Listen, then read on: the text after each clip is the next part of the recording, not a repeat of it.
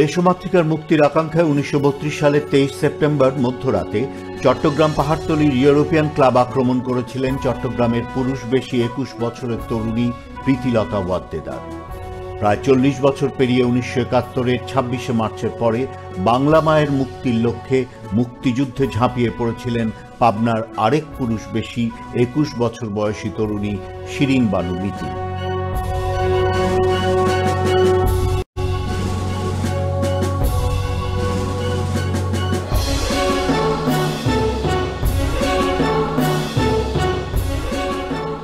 পাকিস্তানিরা যখন গণহত্যা শুরু করল, পারিবারিক রাজনৈতিক পরিমণ্ডলে বেড়ে ওঠা পাবনা এডওয়ার্ড কলেজের বাংলা বিভাগের প্রথম বর্ষের ছাত্রী, পাবনা জেলা ছাত্র ইউনিয়নের অন্যতম নেত্রী শিরিন বানু মিতিল আর ঘরে বসে থাকতে পারলেন না। পাকিস্তানি হানাদারদের প্রত্যাঘাত করতে যোগ দিলেন যুদ্ধে।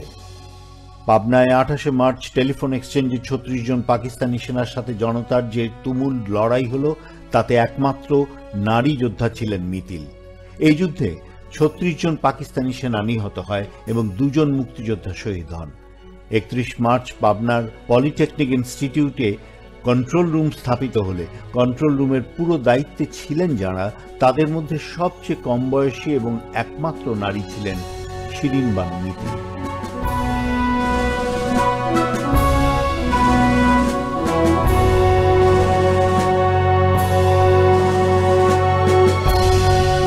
কেমন করে আর কেনই বা তিনি পুরুষের বেশে যুদ্ধে গেলেন? ব্যাপারটাই ছিল যে আমি ছেলেদের পোশাক পরা অবস্থায় ছিলাম, আমার চুল ছোট একদম। আচ্ছা, এখনই যেমন এর থেকে আরো ছোট ছিল। আচ্ছা, এবং পুরা পুরুষের পোশাক পরা। অনেকে আমাকে জিজ্ঞাসা করেন যে আপনি কেন মেয়ে হিসাবে ছিলেন, পুরুষের পোশাক কেন পরলেন? এখানে একটা জিনিস কাজ করেছে যে আমরা জানি আমরা ওই সময় শাড়ি চলছিল এবং আমরা শাড়ি পরতাম। আর আমি ছিলাম অনার্স ফার্স্ট ইয়ারে তখন পড়ি, সুতরাং শাড়ি একমাত্র আমাদের পোশাক ছিল। যখন ঘর থেকে বের হওয়া, ঘর থেকে বের হয়ে আমরা যখন ওই যে রাস্তায় ব্যারিকেড দিচ্ছি করছি, তখন শাড়ি পরেই যাচ্ছি। কিন্তু যখন আমি একলা বের হয়ে যাচ্ছি এবং যেখানে যুদ্ধ চলছে এবং আমার মনে হচ্ছে যে শাড়ি পরে ওখানে গেলে সবাই ঘুরে তাকাবে হয়তো আমার দিকে, যে কি ব্যাপার, এখানে একটা মেয়ে কেন আসলো যুদ্ধক্ষেত্রের জায়গাটা। এটা আমার মনে হয় যে আমার ভিতরেই একটা কাজ করেছে, যার জন্য আমি একদম ছেলেদের পোশাক পরে বের হয়ে গেছি, কেউ আর চেঞ্জ করতে পারেনি। তো এখানে আরেকটা আমার বুদ্ধি দিয়েছিল আমার ভাই, ওর নাম জিঞ্জির। যখন ওরা চলে যাচ্ছে আমার একটু মন খারাপ, তখন ও বলছিল মিতিল বুঝি তুমি তো প্রীতিলতার মতো ছেলে সেজে আমাদের সাথে আসতে পারো। এই যে বুদ্ধিটা যেটা বললো যে আসলে তাহলে ছেলের পোশাক পরলেই যদি এত সহজ হয়ে যাওয়াটা, তাহলে কেন না। এবং সাথে সাথে ওদের ঘরে যে ওদের ড্রেস থেকেই আমি বেছে নিলাম যে আমার যেটা ফিট করে।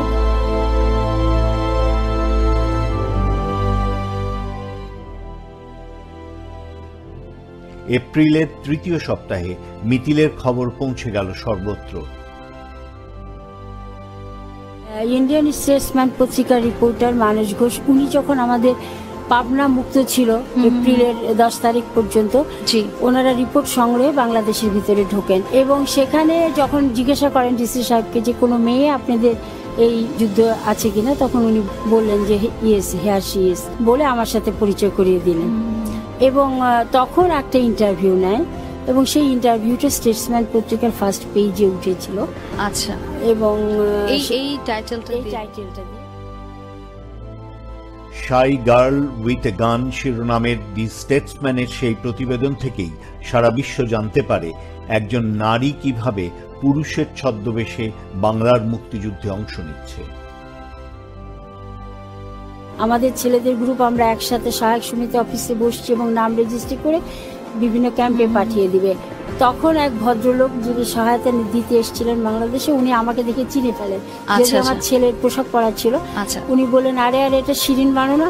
তো আমি তো ওখানে আমার নাম রেজিস্ট্রি করেছি মিতিল খন্দকার, মানে ছেলেদের নাম, আমার ডাক নাম মিতিল, তো মিতিল খন্দকার। তখন সবাই খুব চমকে উঠলো, আর এখানে একজন মেয়ে। তখন আমাকে তো বলে তাহলে তো আর আপনাকে আমরা পাঠাতে পারবো না। তখন আমাকে তাহলে কোথায় রাখবে, সব তো চলে গেল।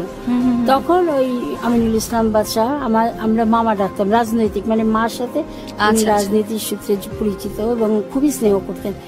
তখন উনি বললেন যে আমিও তো চলে যাব ক্যাম্পে, চল তোকে তাহলে ইলাদির বাসায় নিয়ে যাই। ইলাদি মানে উনি তখন ছিলেন বিধায়ক পশ্চিমবঙ্গের, এবং আমাদের কাছে তো এক নামে ইলা মিত্র চিনি। আমি তো একদম রীতিমতো শিহরিত যে ইলা মিত্রকে চোখের সামনে দেখবো।